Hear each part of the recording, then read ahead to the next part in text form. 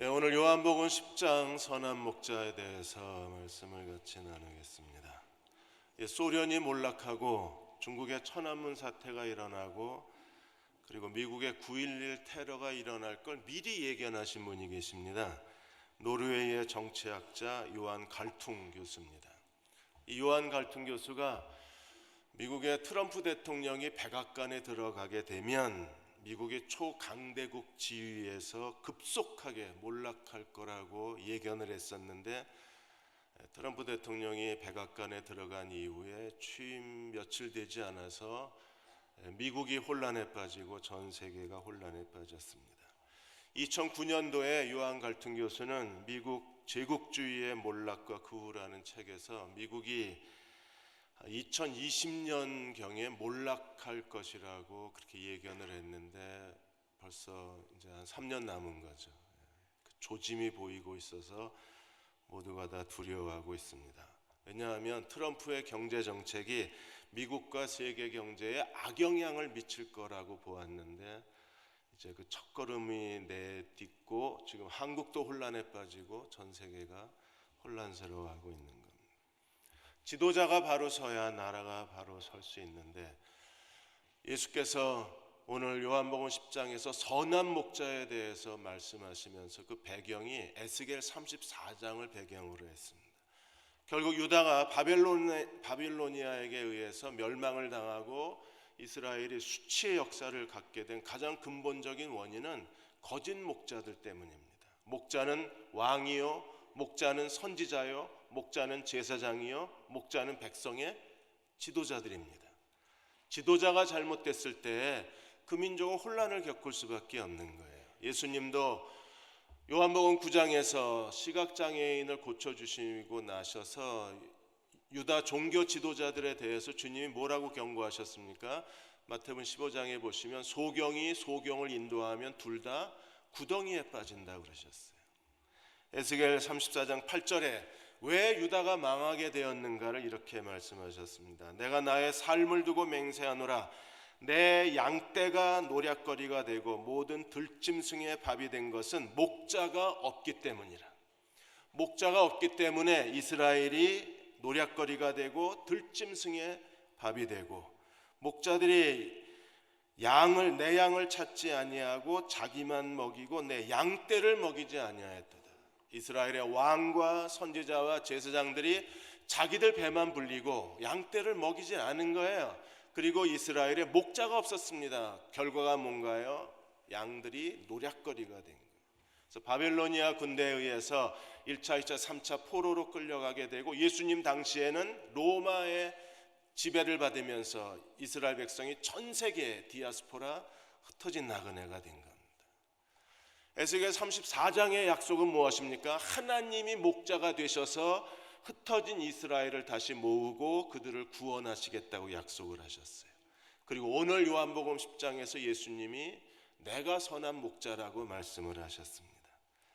먼저 10장 1절에 6절까지 예수님이 양의 우리의 비유, 목자의 비유에 대해서 말씀을 하셨는데, 유다 백성들은 이 비유가 굉장히 친숙합니다. 왜냐하면 이스라엘은 양을 치는 목축업이 주 비즈니스였고, 이스라엘 사람들은 매일 아침 이 광경을 눈으로 보는 거예요. 어떤 광경을 볼까요? 동네마다 집이 큰 사람들은 자기 집에서 양의 우리를 만들었지만 대부분은 동네 한가운데에 큰 양의 우리를 만들고 목자들이 거기다 자기 양을 맡겼어요. 그래서 큰 우리에다가 여러 목자가 수십 마리의 양을, 수백 마리의 양을 거기서 키웠습니다. 그래서 아침마다 목자가 문지기가 문을 열어주며 양의 우리에 들어가서 목자가 자기 양의 이름을 부르면 양들이 기가 막히게 목자의 음성을 알아요. 그리고 따라 나오면 목자가 양을 인도해서 하루 종일 풀밭과 샘을 찾아다니는 겁니다. 목자가 이름을 부르면 양들이 알고 따라가는데, 만일에 다른 사람이 이름을 부르면 양들이 따라가질 않는 거예요. 그래서 양들은 목자의 음성을 안다는 겁니다. 4절에 이렇게 말씀하셨습니다. 자기 양을 다 내놓은 후에 앞서가면 양들이 그의 음성을 아는 고로 따라가지만 그러나 타인의 음성은 알지 못하는 고로 타인을 따라가지 아니하고 도리어 도망하느니라. 지금까지 예수께서 기적을 행하시고 내가 하나님께로부터 온 사람이라고 증언을 했지만 그러나 사람들이 예수를 따르지 않았습니다. 이유가 뭘까요? 목자의 음성을 알아듣지를 못하는 겁니다. 여러분, 목자는요 우리의 삶을 지배하는 삶의 통치자입니다. 근데 하나님께서 우리의 목자가 되시겠다고 선언하신 거예요. 만일에 하나님이 우리의 목자가 되셔서 우리의 삶을 지배하신다면 우리의 삶은 어떻게 될까요? 시편 23편 1절에 여호와가 나의 목자시니 내가 부족함이 없으리로다. 세번역 공동번역에는 어떻게 되어 있습니까? 부족함이 없다는 말이 내게 아쉬울 것이 없도다. 사람이 살면서 한평생을 살고 되돌아봤을 때 아쉬울 것이 없는 삶을 살았다. 그 사람은 성공한 사람입니다. 아쉬울 것이 없는 인생을 살았다. 그 사람은 정말 자기 인생을 진실하게 산 사람이에요. 근데 하나님이 우리의 목자가 되셔서 우리에게 아쉬울 것이 없게 만들어 주시겠다고 약속해 주셨습니다. 우리는 그 하나님이 우리의 목자이심을 기뻐하고 감사해야만 합니다. 이번에 가스펠 헤럴드지에 영국 크리스천 투데이지에 같이 실렸는데 거기에 지난 2월 14일 날 놀랄만한 일이 일어났습니다. IS 최고 지도자 중에 한 사람이 예수께 돌아와서 구원받은 사건이 일어났어요. 중동의 TV하고 라디오에서 복음을 전하는 그 리딩 더 웨이라는 선교단체가 있습니다. 리딩 더 웨이는 그 마이클 유세프 박사가, 이집트 출신의 유세프 박사가 중동의 이 라디오 방송, TV 방송국을 세우고 그리고 여러 중동 지방의 언어로 하나님의 복음을 전하고 IS의 그 위험을 알리고 그리고 구원받은 사람의 간증을 전하고 있는 거예요. 그러니까 IS의 대원들한테는 이 리딩 더 웨이가 아주 눈에 가신 거예요. 그래서 이 사역자들을 테러를 해서 암살하기로 계획을 세우고 최고 지도자 중에 한 사람이 방송국에 전화를 해서 너희 중에 복음을 잘 전하는 사람을 만나게 해달라고 요청을 합니다. 내가 그에게 기독교 복음을 듣고 싶다고 얘기해요. 유인하는 겁니다. 그래서 유인해서 제거하려고 하는 거예요. 그러니까 방송국에 있는 선교사들도 이 사실을 알아요. 잘못 나가면 이게 함정에 빠지고 죽임을 당한다는 걸 압니다. 두려워하고 있는데 한 선교사가 자기가 그러면 가겠다고 얘기하고 그가 기도하고 나서 이 최고 지도자들을 만납니다. 그는 담대하게 그리스도가 구세주이시고 그 십자가의 피로 우리의 모든 죄가 용서받는다는 하나님의 복음을 전했습니다. 하나님의 사랑으로 전했습니다. 그러자 최고 지도자가 거기서 감동을 받습니다. 그리고 이 사람을 죽이지 않고 이미 죽이려고 다 준비해 놓고 있다가 이 사람을 그냥 돌려보내요. 그때부터 번민이 생겼습니다. 하나님의 말씀이 이 사람을 움켜쥔 거예요. 그날 밤에 잠을 자는데 꿈에 하나님이 나타나셔서 너는 나를 믿어야 된다. 그리고 구원받아라. 그리고 나를 따르라. 아침에 이 사람이 놀라서 사역자에게 다시 전화를 해서 나를 좀 도와달라고 요청을 하고 꿈에 이런 일이 있었는데 내가 어떻게 해야 되느냐. 이제는 예수 그리스도를 믿고 죄의 용서함을 받고 구원받아야 된다. 그는 주저없이 그리스도를 개인의 구세주로 영접하고 구원받았습니다. 침례를 받았습니다. 그러자 사역자가 그를 축복해 줬어요. 어두움에서 빛으로 돌아오고 그 삶의 악몽으로부터 예수께로 돌아오고 인생의 절망에서 생명으로 돌아온 그 사람을 마음을 다해서 축복해 주었어요. 그리고 하나님이 꿈에 나타나셔서 그의 영혼의 목자가 되셔서 잃어버린 그 영혼을 구원해 주시는 거예요.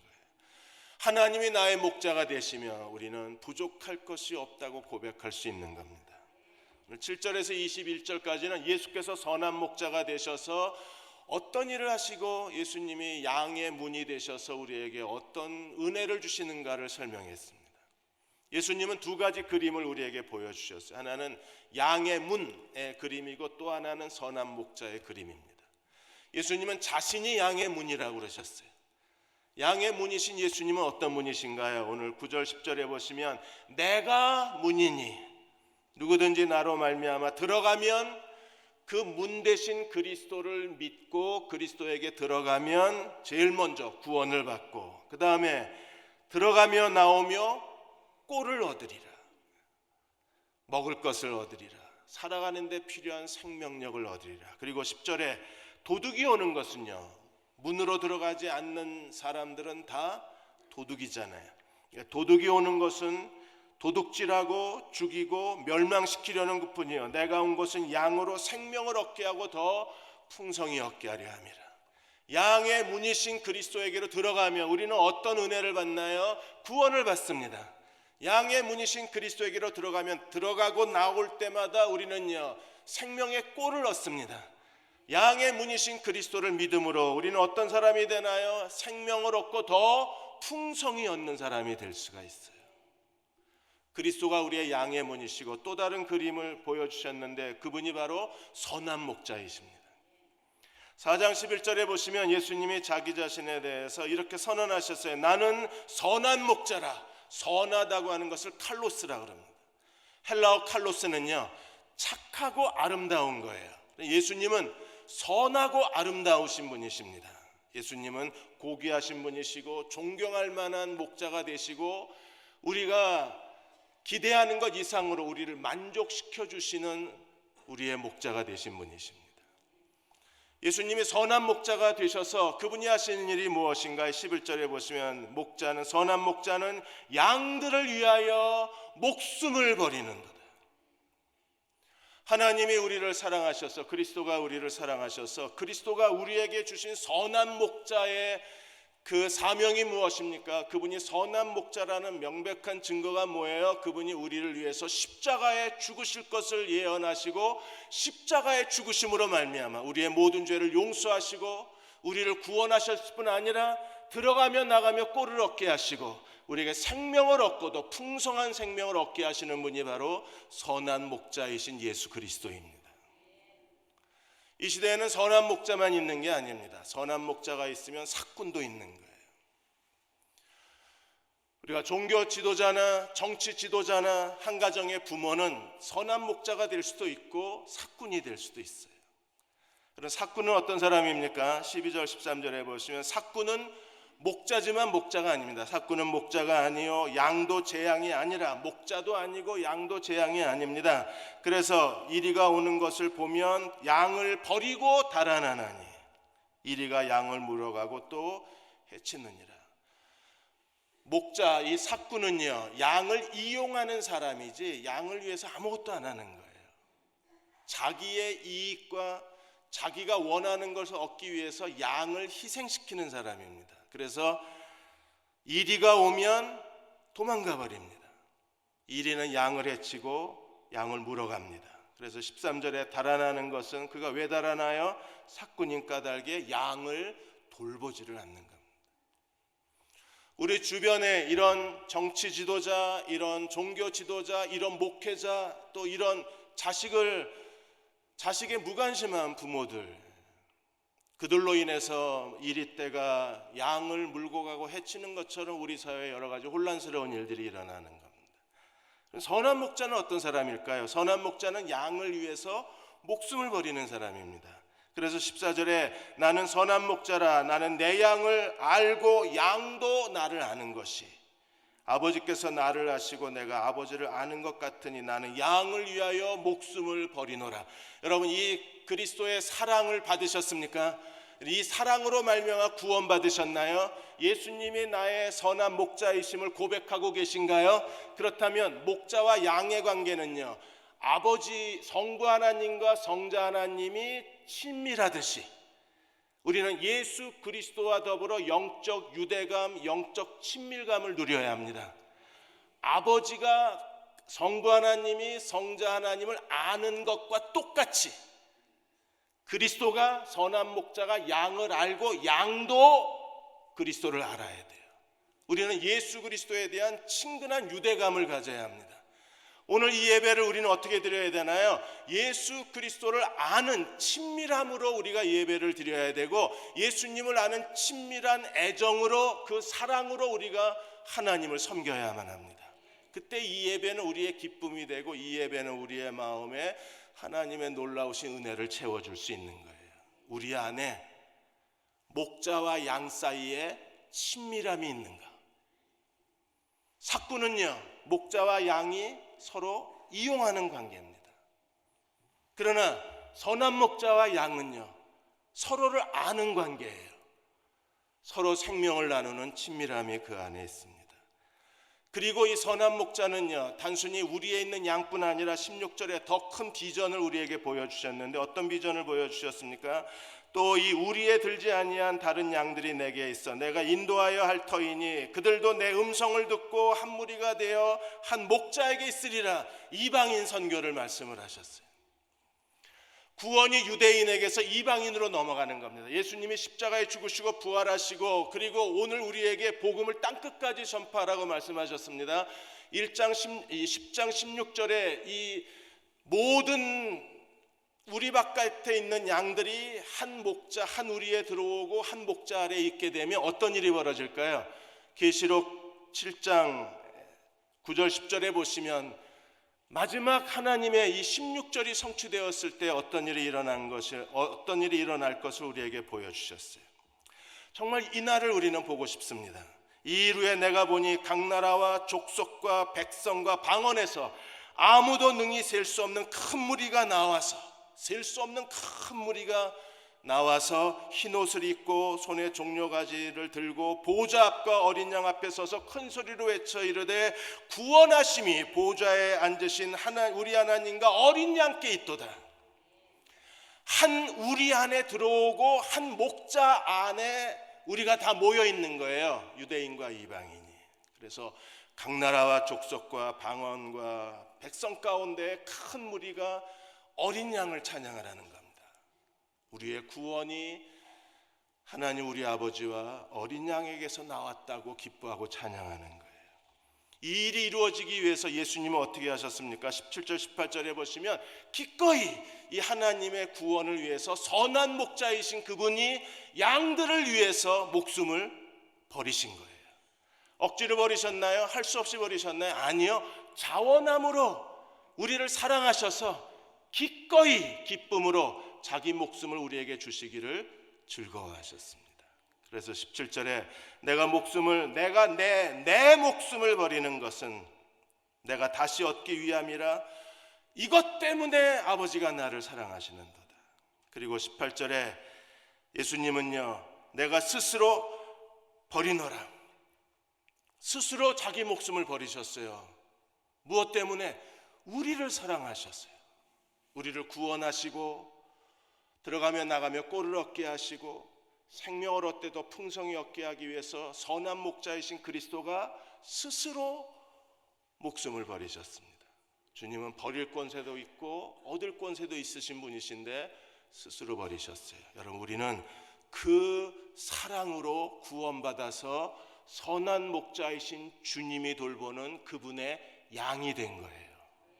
로마서 8장 37절에 그러나 이 모든 일에 우리를 사랑하시는 이로 말미암아 우리가 넉넉히 이기느니라. 우리는 주님의 사랑 안에 거해야 합니다. 그럴 때 우리는 넉넉히 이겨낼 수 있습니다. 지금 대한민국이 두동강이 나 있는 것처럼 보이고 우리를 정말 불안하게 하지만 그러나 하나님이 대한민국에 큰 은혜를 내려주셔서 넉넉히 이기고 대한민국의 새로운 역사를 쓰게 해주실 줄로 믿습니다. 오늘 장로님께서 젊은 세대를 위해서 기도해 주셨는데 그들은 정말 미래가 보이지 않습니다. 그들은 한숨밖에 나오지 않습니다. 그러나 하나님의 그 큰 사랑으로 우리가 목자이신 주님을 의지하고 주님 품에 주님만 의탁한다면 예수께서는요, 우리에게 넉넉히 이기느니라 그 놀라우신 사랑으로 한국의 청년 세대를 가슴에 품어주실 것입니다. 여러분들의 개인의 삶에 있어서 어떤 질병이 있고 어떤 절망이 있고 어떤 고통이 있다고 할지라도 우리가 그분의 사랑 안에 거하면 주님은요, 넉넉히 이기는 힘을 우리에게 주실 거예요. 국민일보에 삼성 라이온즈에 있었던 이만수 선수가 최근에 간증을 싣고 있습니다. 이분이 대학교 다닐 때 1년 선배인 김시진 그 선배가 여학생, 여대생 하나를 소개해 줬어요. 그 여대생 이름이 지금 아내가 된, 첫사랑이며 지금 아내가 된 이신화 씨입니다. 그래서 열심히 정말 행복하게 연애를 했습니다. 그 이만수 선수 집에서 이신화 씨 집까지 아침에 새벽에 뛰면 1시간을 뛴대요. 그래서 1시간 다리 건너서 뛰어가서 1시간 연애하고 다시 1시간 집에 와서 연습하고 그랬답니다. 그렇게 아침에 만나는 게 행복했대요. 같이 산책도 하고 한강변을 거닐고. 근데 어느 날 이신화 씨가 나랑 앞으로 계속 연애할 거면 한 가지 조건이 있다고 그러더랍니다. 그래서 그 조건이 뭐냐 그랬더니 교회를 나가야 된대요. 교회 나갈 시간에 차라리 연습도 하겠다 그랬더니 그러면 오늘로 너하고는 끝이다 그러답니다. 그래서 놀래서 교회를 쫓아갔대요. 여의도 순복음교회였습니다. 수천 명의 사람들이 찬양을 하는데 그냥 정확하게 찬양하는 모습을 보고 이만수 선수가 굉장히 신기했답니다. 한 사람도 삑소리가 안 나고 정확하게 부르니까 야, 이 그리스도인들이 대단하다고 생각이 들었대요. 그래서 호기심 반 흥미 반 교회 생활을 하는데 대학 4학년 때 이제 국가대표 선발전을 하는데 이만수 선수가 선발전에서 떨어졌어요. 그래서 시무룩하고 의기소침해지고 있는데 이신화 씨가 성령 체험해야 된다고 오산리 기도원에 가자는 겁니다. 금식 기도원에. 그래서 이만수 선수가 놀래가지고 나 밥 한 끼 굶으면 못 견디는 사람인데 무슨 금식 기도원이냐 그랬더니 헤어지재요. 그래서 같이 또 갔습니다. 가가지고 자기도 지금 대표 선발에 떨어졌기 때문에 하나님이 길을 열어주시기를 기도하고 싶었답니다. 하나님 길 열어달라고. 근데 금식기도원에 가면 아침 저녁으로 유명한 강사가 와서 설교하잖아요. 근데 그날 설교자가 이만수 선수의 마음을 열어준 거예요. 그래서 자기 인생을 되돌아보고 있는데 설교 끝나시더니 이제 구원 초청을 하는 겁니다. 구원 초청하길래 그냥 그런가 보다 하고 있었는데 이신화 씨가 옆구리를 치기를 했어요. 빨리 일어나라고. 그래서 할 수 없이 연애를 계속하려면 일어나야 됐다. 그런데 일어났는데요, 갑자기 머리끝부터 발끝까지가 찌릿하더랍니다. 이 느낌이 뭔가? 이 느낌이 뭐지? 아, 예수님이 살아계시다는데 진짜 살아계신가? 그러고 있다가 이제 예수님을 영접한 거예요. 예수님을 영접하고 구원받고 나자 삶의 변화가 일어나는데 모든 일이 감사하더랍니다.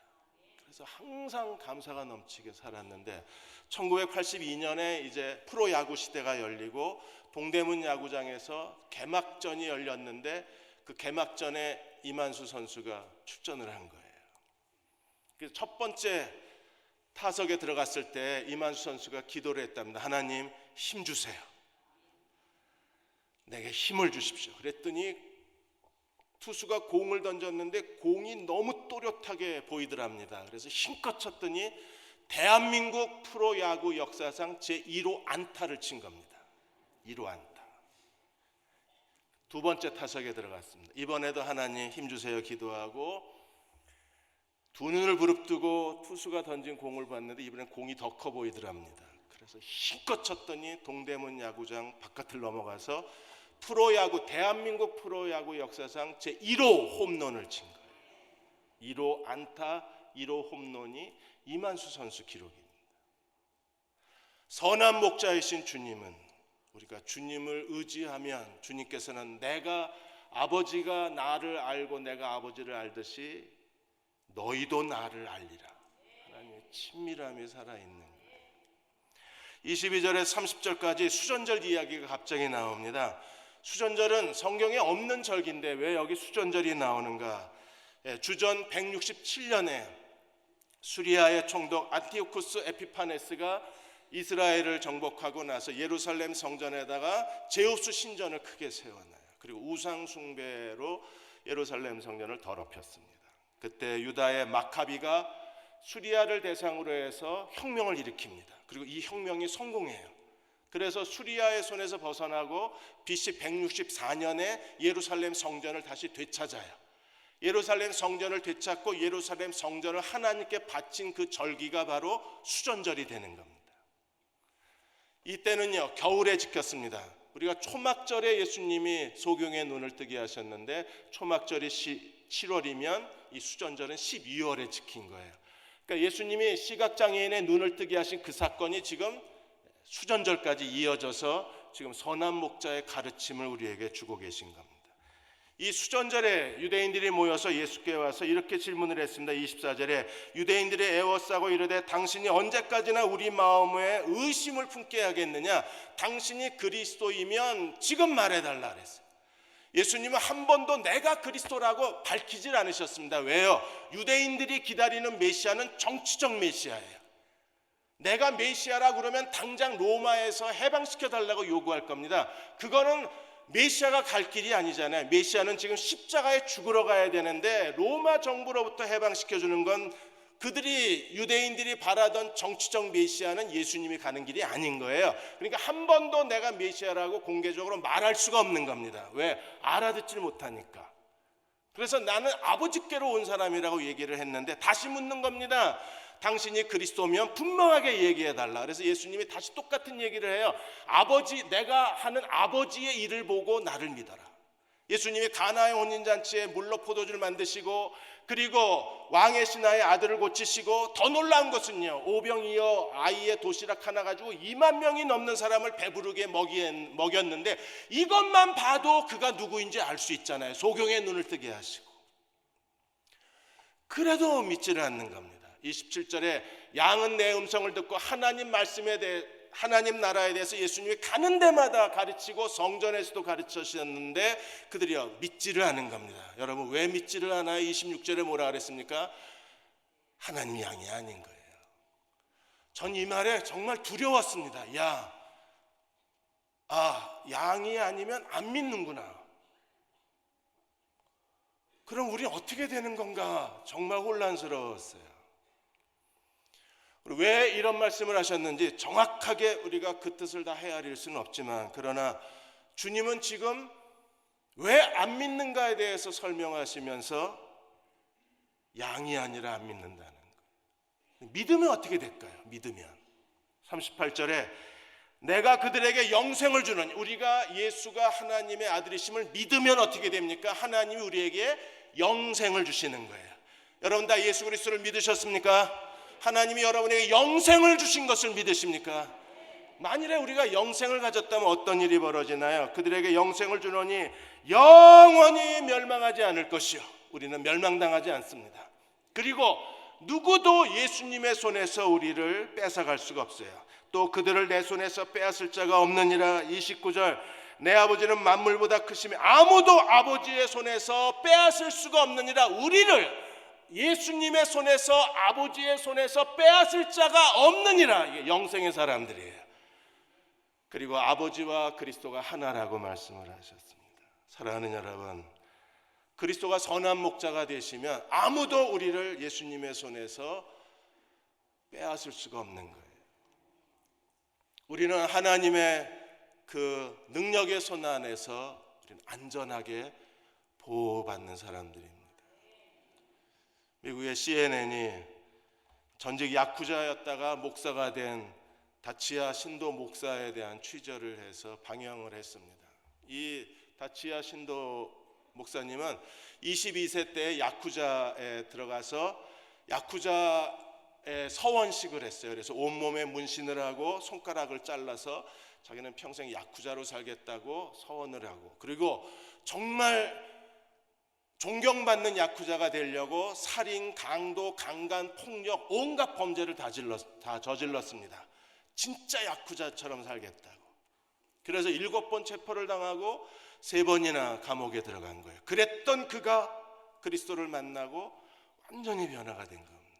어떻게 변화가 됐을까요? 감옥에서 우연히 성경을 읽다가 성경에 빠져들어갔어요. 그리고 마침내 성경을 계속 읽다가 예수 그리스도 십자가 앞에 무릎을 꿇은 겁니다. 그리고 말씀에 대한 갈급함을 갖기를 시작을 했습니다. 그래서 그는 감옥에서 경건서적을 읽고 신학을 공부하다가 그가 출옥하자마자 신학을 마무리하고 이제 목사가 되고, 어머니가 도쿄 근교에서 운영하던 가라오케 가게가 있었는데 어머니한테 그 가게를 달라고 그래서 그 가라오케 가게에다가 교회를 개척을 한 거예요. 그리고 교인이 100여 명이 벌써 모였습니다. 일본의 폭력배 야쿠자였다가 목사가 됐으니까 얼마나 놀라운 변화예요. 그래서 CNN이 직접 가서 카메라로 그 예배를 촬영을 했는데 거기 기자가 이런 말을 합니다. 그 신도 목사가 설교를 하는데 마치 하늘이 열리고 거룩한 하나님의 능력이 회중을 사로잡는 것처럼 보였다 그랬어요. 저도 감옥 좀 갔다 와야 될 것 같아요. 하늘이 열리고 말씀이 청중을 사로잡는 걸 보는 것, 그 얼마나 감격스러울까요? 여러분, 하나님께서는 결코 뺏기지 않으시는 겁니다. 그 사람이 손가락을 자르고 야쿠자로 선언을 했을지언정, 그러나 하나님 사랑에서 하나님의 선택한 사람을 뺏어갈 수는 없어요. 하나님 반드시 되찾아오시고 하나님 원하시는 자리에 세워놓으시고 생명을 얻되 풍성히 얻게 하시는 겁니다. 나와 아버지가 하나라고 그러니까 31절 42절에서 유대인들이 다시 예수님을 돌로 치려고 했습니다. 신성모독을 했다고. 예수님이 질문을 하셨어요. 왜 나 죽이려고 그러냐, 돌로 치려고 하느냐. 33절에 유대인들이 대답하되 우리가 너를 돌로 치려는 것이 아니라 신성모독을 인함이니 내가 사람이 되어 자칭 하나님이라고 그랬다. 사람인데 왜 하나님이라고 그러냐, 이건 신성모독죄다. 그래서 너는 돌에 맞아 죽어야 된다. 그리고 돌을 치려는 겁니다. 그때 예수님이 아주 재밌는 얘기를 하세요. 시편 82편 6절을 인용하셨습니다. 내가 말하기를 너희는 신들이며 다 지존자의 아들들이라 하였으니 너희가 신이다 그랬어요. 예수님이 이 말씀을 가지고 설명을 하는 겁니다. 그래서 34절에 예수께서 이르시되 너희 율법에 기록한 바 내가 너희를 신이라 하지 않았느냐. 이스라엘 백성이 사람의 아들이 아니라 신이라는 거예요. 어떻게? 35절에 성경은 폐하지 못하나니 하나님 말씀을 받은 사람들은 신이다. 그러면 하나님 말씀을 받았다는 것만으로도 이스라엘이 사람이 아니라 신적 신분으로 그들이 인정이 된다. 우리는요, 우리는 예수 그리스도를 믿으면 하나님의 자녀로 다시 태어난 사람들이고 하나님의 아들이신 그리스도가 우리 안에 계시고 성령이 우리 안에 내주하시는 사람들입니다. 그야말로 가장 신적인 사람은 누구예요? 우리들입니다. 내가 너희를 신이라 하지 않았느냐. 여러분이 하나님의 아들인 걸 믿으십니까? 하나님의 신이면 여러분은 뭐예요? 여러분도 신이에요. 신의 아들은 신이에요. 아버지만 신이고 아들은 사람일 리가 없잖아요. 신이 나왔는데. 그러면 우리도 신적인 존재인 거예요. 그렇게 믿으십니까? 신적인 존재는 어디서 살아야 돼요? 신으로 살아야죠. 신으로. 여러분 지금 신으로 살고 계십니까? 대전에 사는데 대전 사람들하고 우리 똑같이 밥 먹고 똑같이 버스 타고 똑같이 커피 마시고 똑같이 사는데 우리는요, 대전이라고 하는 이 도시에서 살지만 동시에 우리의 삶의 터전은 신적이어야 돼요. 그래서 예수님이 뭐라고 그러셨나 보세요. 37절 8절에 내가 아버지의 행하면 날 믿어라. 나는 믿지 않아도 내가 하는 일은 믿어라. 내가 하는 일을 믿으라 그랬어요. 왜요? 38절에 내가 행하거든 나를 믿지 아니할지라도 그의 일은 믿어라. 그리하면 너희가 아버지께서 내 안에 계시고 내가 아버지 안에 있음을 깨달아 알리라. 예수님이 하시는 이 일을 가지고 예수님이 유대인들이 뭘 깨닫기를 바라셨어요? 내가 아버지 안에 있고 아버지가 내 안에 있음을 너희가 깨달아 알기를 바란다. 안에 있다. 내주 영성. 여러분 우리가 이 세상에 살지만 우리는 누구 안에서 살아야 돼요? 아버지 안에, 선한 목자이신 그리스도 안에, 그리스도가 내 안에, 내가 아버지 안에. 하나님 안에서 사는 사람이 돼야 돼요. 그래야 진짜 신적인 신분을 갖는 거예요. 왜? 하나님 안에서 살아야 돼요. 여러분, 세상 사람하고 똑같이 대전에서만 사니까 이렇게 힘들고 염려하고 한숨 쉬고 얼굴이 굳어지고 그냥 인상을 쓰고 살고 돈 없다고 쩔쩔매고 그러는 거예요. 근데 우리가 하나님 안에 있으면, 하나님 안에 있으면 예수님이 나의 선한 목자가 되셔서 우리로 하여금 부족함이 없게 하시고 우리를 푸른 초장과 쉴만한 물가로 인도하시는 분이 누구세요? 예수 그리스도가 되세요. 근데 왜 우리가 하나님 안에서 살지 못하나? 여러분, 하나님 안에 살려면요, 한 가지를 잘 하셔야 돼요. 이래야 우리는 이미 하나님 안에 있지만 하나님 안에서 못 살아요. 하나님 안에 있는 사람이 하나님 안에서 못 사니까 삶이 더 힘들어지는 거예요. 어떻게 우리가 하나님 안에서 살 수 있어요? 요한일서 3장 23절 24절에 그의 계명은 이것이니 그 아들 예수 그리스도의 이름을 믿고 그가 우리에게 주신 계명대로 서로 사랑할 것이라. 예수님을 믿고 서로 사랑해야 합니다. 왜요? 24절에 그의 계명을 지키는 자는 주 안에 거하고 주는 그의 안에 거하시나니, 그의 계명을 지키면 우리가 어디에 거해요? 주 안에 거하고, 그리고 우리에게 주신 성령으로 말미암아 그가 우리 안에 거하시는 걸 너희가 스스로 알 수 있으리라. 그러니까 우리가 주님 안에 살면 그건 안전한 겁니다. 아무리 폭우가 쏟아져도 우리가 집 안에 들어오면 안전하잖아요. 피난처에 우리가 대피소로 가면 안전하잖아요. 토네이도가 불어도 다들 그 동남부에 사는 사람들은 지하에 들어가면 안전하거든요. 그런 것처럼 우리가 하나님 안에 들어가면 안전한 거예요. 근데 누가 하나님 안에 있다는 사실을 알아요? 그의 계명을 지키는 사람. 그의 계명이 뭐예요? 서로 사랑하라고. 이번에 션과 정혜영 씨가 조선일보하고 인터뷰를 했는데, 이분들이 지난 13년 동안에 그 아동 NGO 단체 한국 컴패션 홀트 아동 복지회 그리고 푸르메 재단에다가 이 사람들이 지난 13년 동안 기부한 돈이 40억입니다. 40. 부잣집 아들인가요? 재벌의 아들인가요? 아니요. 두 사람은요, 아직 자기네들 집도 없어요. 전셋집에 있습니다. 그런데도 지난 13년 동안 이 가난한 아이들 위해서 900명의 아이들을 입양했어요. 자식이 900명입니다. 그리고 이 아이들을 후원하는 게 지금 한 달에 3천만 원이 계속 후원비로 나가요. 어떻게 도대체 음악가잖아요, 가수잖아요, 션이. 음악하는 사람이 어떻게 돈을 벌어서 이렇게 할 수 있을까? 그 신비로운 기적의 해답이 누가 그 해답을 줄 수 있나요? 하나님이 그것을 공급해 주시는 거예요. 조선일보 기자도 하나님이 하시는 일이라 그랬잖아요. 하나님이 하시는 일이다. 왜요? 그 두 사람이 아무리 음악을 잘하고 행사를 많이 하고 활동을 많이 해도 이게 한 달에 3천만 원씩 후원 나는 건 쉽지 않잖아요. 근데 우리가 하나님 계명대로 실천하니까 하나님이 선한 목자가 되셔서 푸른 초장으로 쉴만한 물가로 들어가도 나가도 꼴을 얻는 거예요. 꼴. 그러니까 한 달에 3천만 원씩 내보내겠죠. 부끄러웠습니다. 그런 믿음을 갖고 살지 못했나, 저 자신이 부끄러운 생각이 들었습니다.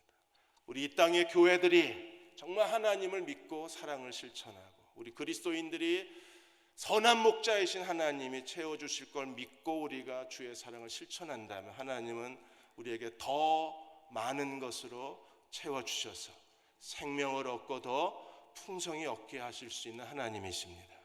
그 선한 목자이신 주님과 동행하시는 저와 여러분 되시기를 주의 이름으로 축원합니다.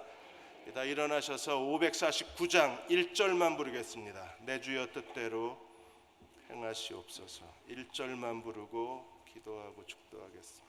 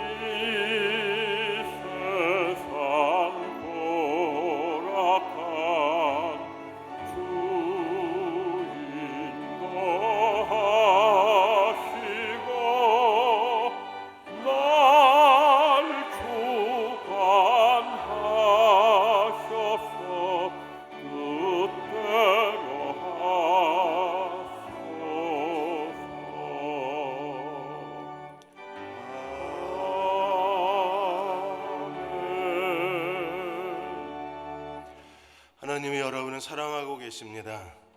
우리가 주님을 의지하면 주님이 우리의 선한 목자가 되셔서 날마다 푸른 초장 쉴만한 물가로 데려가 주실 것입니다. 내 삶을 주께 의탁합니다. 하나님, 날 돌보아 주시고 대한민국을 긍휼히 여겨주시고 청년들을 불쌍히 여겨주시고, 그리고 직장을 잃고 재정적 어려움에 빠져 있거나 육신의 고통 가운데 하나님의 도우심을 구하는 자들의 부르짖음을 들으셔서 선한 목자의 은총을 베풀어 주옵소서. 주여 우리를 돌보아 주옵소서. 우리 다 같이 함께 통성으로 기도하겠습니다. 하나님, 저희를 돌보아 주시기 원합니다. 우리에게 긍휼을 베풀어 주시옵소서.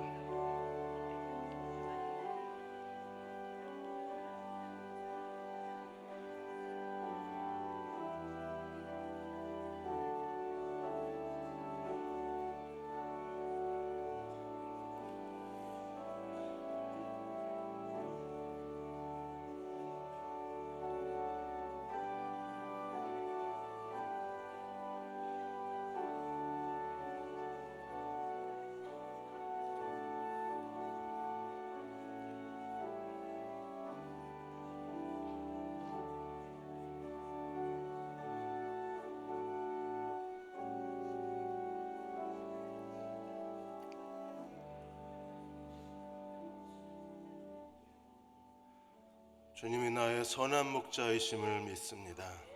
나는 주님이 돌보시는 주님의 양입니다. 대한민국 청년 세대, 이 땅의 교회들, 주님이 돌보시는 양입니다.